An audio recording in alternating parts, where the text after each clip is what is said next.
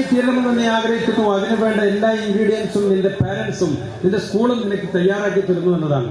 പക്ഷെ ഞങ്ങളുടെ കാലത്ത് അങ്ങനെ ചോദിച്ചില്ല എന്ന ഏറ്റവും വലിയ ഖേദകരമായ അവസ്ഥ. അങ്ങനെ ചോദിച്ചിരുന്നെങ്കിൽ ഇവിടെ നിൽക്കുന്ന പലരും ആരൊക്കെയോ ആയേനെ, പൈലറ്റ് ആയേനെ, എഞ്ചിനീയർ ആയേനെ, ഡോക്ടർ ആയേനെ. ഞാൻ 10ാം ക്ലാസ്സിൽ പഠിക്കുന്ന കാലത്ത് എന്റെ